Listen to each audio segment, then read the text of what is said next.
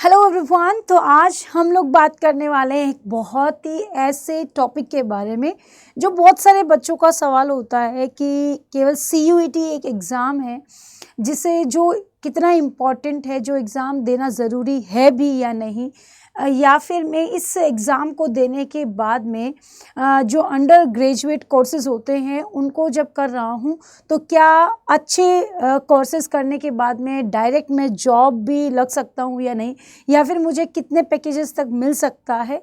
तो ये बहुत सारे कन्फ्यूजन्स हैं बच्चों के दिमाग में जिनको मुझे लगता है कि अब समय आ गया है कि उनको क्लियर कर दिया जाए, है ना, कि किस तरह के कोर्सेज़ कहाँ पर और कौन सी टॉप यूनिवर्सिटीज़ से आप करें तो आपको बेनिफिट रहेगा और आप ग्रेजुएशन के बाद भी अच्छे हाई पैकेजेस पे जॉब कर सकते हैं।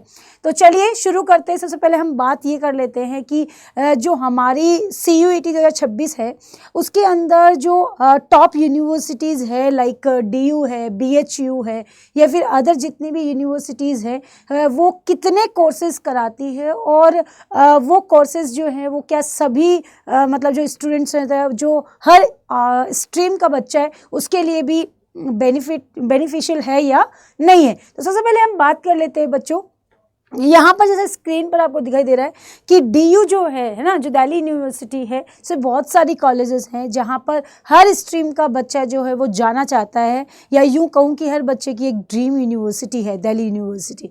तो यहाँ पर 540 प्लस प्रोग्राम्स, यानी कि ऐसे कोर्सेज जहाँ पर बच्चा केवल और केवल अंडर ग्रेजुएट कोर्स ही नहीं कर रहा है, बहुत सारी अच्छी अपॉर्चुनिटीज़ भी वहाँ पर उसको मिल रही होती है। तो यहाँ पर बच्चे कई बार जो है वो केवल BSc नहीं कर रहे हैं, BSc इन कंप्यूटर साइंस अगर वो कर रहा है ना, BCom नहीं कर रहा है, BCom के साथ में कुछ एडिशनल ऐसे कोर्सेज भी कर रहा है वो, तो जिससे क्या होता है कि आपको ग्रेजुएशन के तुरंत बाद भी क्या होता है, प्लेसमेंट भी मिल जाता है। तो हमेशा अच्छी यूनिवर्सिटीज़ का ये बेनिफिट होता है और यहाँ 540 प्लस कोर्सेज यहाँ पर अवेलेबल है। वहीं पर BHU की बात करूँ तो 70 प्लस कोर्सेज जो हैं यहाँ प्रोग्राम्स अवेलेबल है जो बच्चा कर सकता है आराम से, उसे बहुत अच्छे जो है वो यूनिवर्सिटीज़ से करने का मौका मिल सकता है। और लास्ट में हम बात करें कि अदर की अगर मैं बात करूं बच्चों, तो यहाँ पर 100 से भी प्लस प्रोग्राम्स यहाँ पर करवाए जाते हैं। यानी यहाँ पर देख पा रहे हैं कि टॉप यूनिवर्सिटीज़ भी मोटा मोटी यदि बात की जाए तो 500 प्लस कोर्सेज जो है ओवरऑल आप CUET का एग्ज़ाम देने के बाद में अंडर ग्रेजुएट कोर्सेज के साथ कर सकते हैं, राइट। हर टॉप यूनिवर्सिटी ही आपको प्रोवाइड करती है।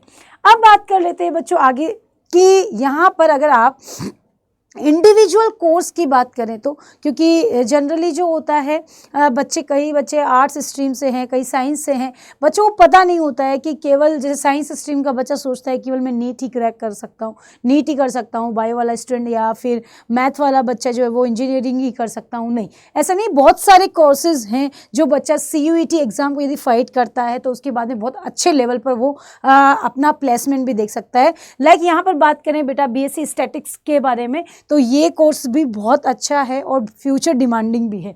वहीं पर साइंस वाला बच्चा जो है वो BSc इन केमिस्ट्री कर सकता है, कंप्यूटर साइंस कर सकता है, BTech कर सकता है, जो बच्चे के पास मैथ्स है ना, BSc मैथमेटिक्स से भी कर सकता है, BSc फिजिक्स भी कर सकता है।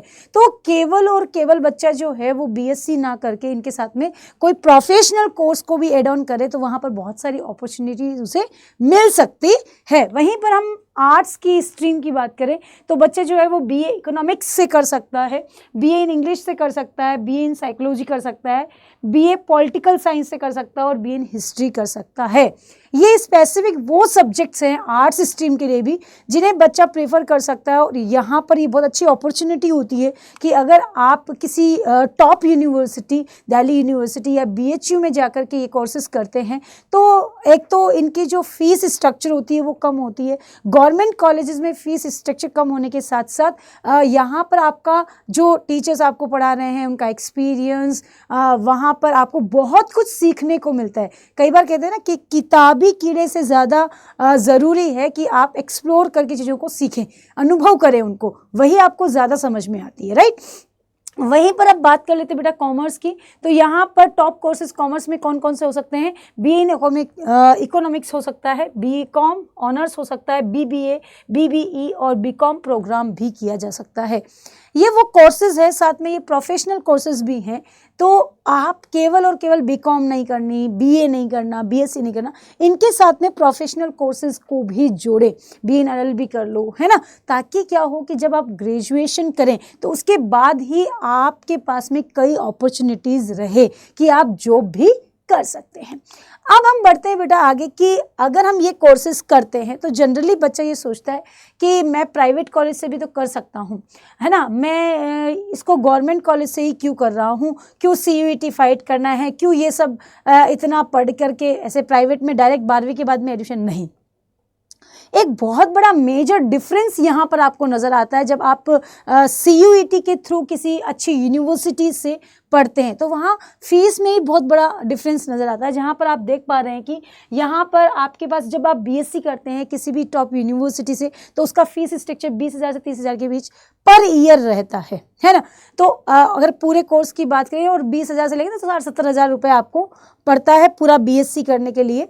तो और वहीं पर अगर हम किसी प्राइवेट कॉलेज में जाते हैं तो 3 से 4 लाख रुपए, तो एक बहुत बड़ा मेजर डिफरेंस है और एक मिडिल क्लास फैमिली के लिए तो बहुत बड़ा डिफरेंस है बच्चा। क्योंकि और चलो प्रोफेशनल कोर्स की बात करें कि कोई बच्चा जो है बीटेक कर रहा है तो बीटेक के लिए भी बहुत बड़ा मेजर डिफरेंस आ जाता है कि 15 से 20 लाख रुपए जाता है, वही वह 60-70 लाख में 60-70 हज़ार में आप वो कर ले रहे हैं, तो बहुत बड़ा डिफरेंस है।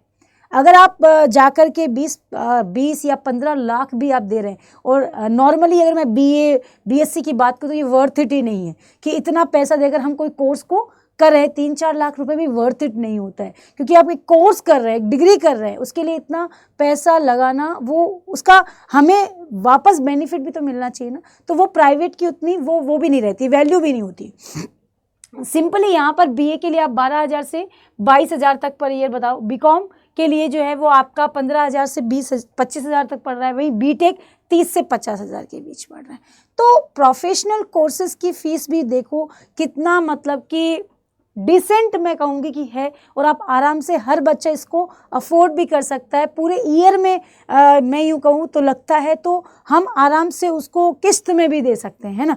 एक तो बच्चे के ऊपर बर्डन भी नहीं होता है। और टॉप यूनिवर्सिटीज़ जहाँ बात की जाती है तो वहाँ पर ऐसा होता है कि बहुत कुछ आपको मिलता है करने को, जिससे कि आप अपनी रियल लाइफ को वहाँ पर आसानी से देख सकते हैं। आराम से आप वहाँ पढ़ाई के साथ साथ कुछ ऐसा भी कर सकते हैं जिससे आप फीस अपनी कर सके। बहुत सारे डिबेट कॉम्पिटिशन्स होते हैं, वहाँ पर अच्छे अच्छे प्राइजेस आपको मिलते हैं, तो वो भी आप कर सकते हैं। और ऐसा कई बच्चे रियल लाइफ में कर भी रहे हैं, जो हम देख भी रहे हैं यहाँ पर। अब बात करती हूँ बेटा कि क्या अगर हम ये कर लें, मान लो हमने सीयूईटी किया और हमने अच्छी यूनिवर्सिटी भी मिल गई, तो हमें क्या बेनिफिट होगा, हमें कर लेने से कुछ होगा या नहीं। चलो हमने गवर्नमेंट कॉलेज से बीएससी बीकॉम या बीए कर भी लिया, तो इससे हमें क्या होगा। तो हमेशा एक बात ध्यान रखो कि अच्छी जगह से पढ़ने का अपना एक बेनिफिट है। जैसे डीयू का एक टैग ही बहुत है, अगर हम कहीं पे कहते हैं कि मैं डीयू से पढ़कर आया हूँ या मैंने बीटेक यहाँ से किया है ना, तो अच्छी यूनिवर्सिटी से करने का अपना बेनिफिट होता है।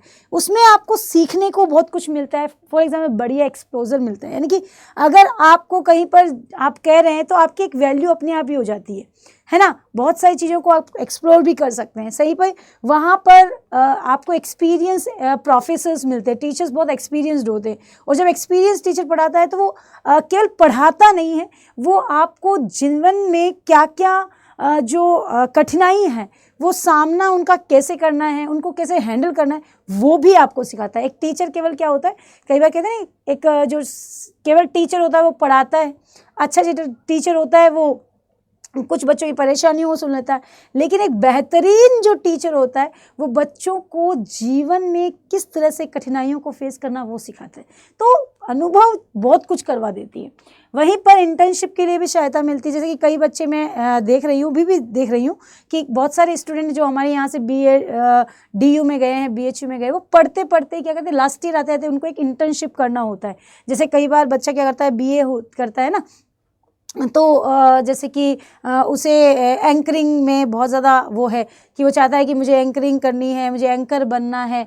तो इस तरह के कोर्सेज़ करने के लिए क्या होता है कि लास्ट में जाकर आपको 1 साल 3rd ईयर में इंटर्नशिप करनी होती है। तो वहाँ पर ये बहुत ज़्यादा काम आता है कि आप अच्छी यूनिवर्सिटी से हैं, तो कोई भी अच्छी कंपनी आपको इंटर्नशिप करना के लिए परमिशन दे देती है और उसका एक अलग बेनिफिट होता है। सरकारी परीक्षाओं की तैयारी में बढ़ावा मिलता है, आपको बहुत कुछ सीखने को मिलता है, तो कॉम्पिटिटिव एग्जाम आप आसानी से फाइट कर सकते हैं। वहीं पर कोर्स के अनुसार प्लेसमेंट भी आपको मिल जाता है, साथ के साथ पढ़ाई करते करते आप अच्छी जॉब भी ले सकते हैं। तो ये सब बच्चों आपको इसलिए बताया गया क्योंकि ये बहुत सारे बच्चे केवल यूँ जानते हैं कि बस ऐसा CUET से क्या होता है, क्या नहीं होता।